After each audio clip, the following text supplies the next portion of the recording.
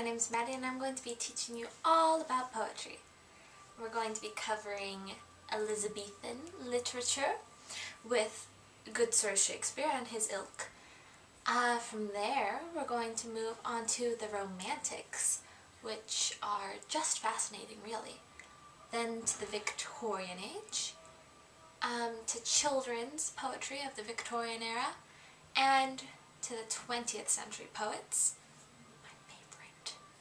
And after that, we'll be looking at some contemporary poets. So hopefully you'll stick around for the whole thing. Hopefully I won't bore you to death. So in this video, basically what I just want to cover is how to read poetry. You're probably thinking to yourself, yeah, I know how to read. Why do I need to learn how to read poetry? I mean, like, what's the difference? And honestly, reading poetry is vastly different from, say, reading a novel, or a magazine, or countless blog posts on Tumblr, as I'm guilty of. Reading poetry is reading on several different levels. So, therefore, you're going to want to read each poem a few times through so you can get it. On your first reading through, you're going to want to look for the content. Now, content is basically just what the poem is about. Like, what's even happening. Second time you read through, you're going to want to look for the theme. Theme is basically just the point of the poem, just the message it's trying to get across. Thirdly, you're going to want to look for reoccurring images that could potentially be symbols.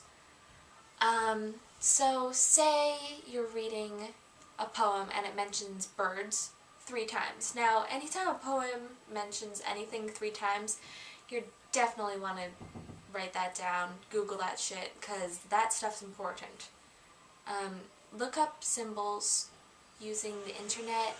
There are also a few handbooks that give different interpretations of symbols.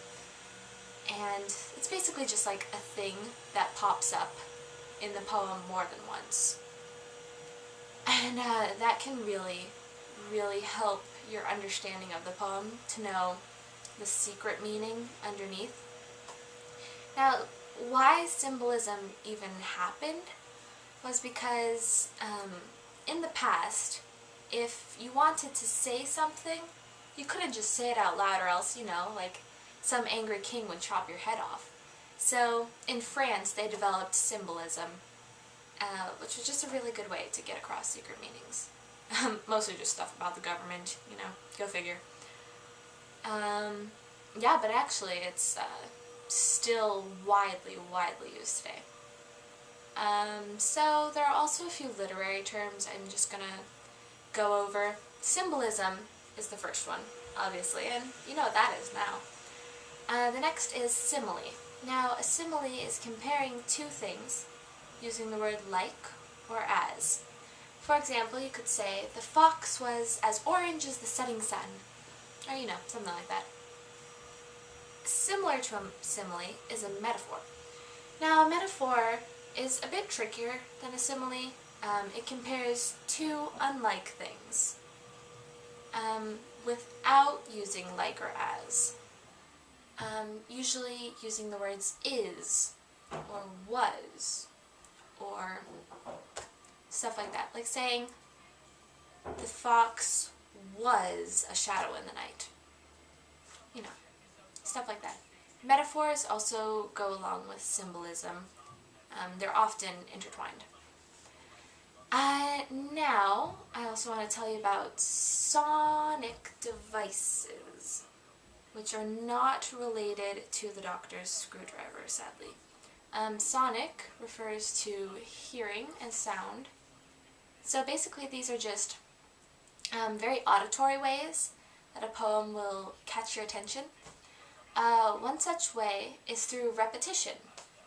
And as you probably know, repetition is when you repeat something over and over and over and over and over and over and over, and that's to get the point across.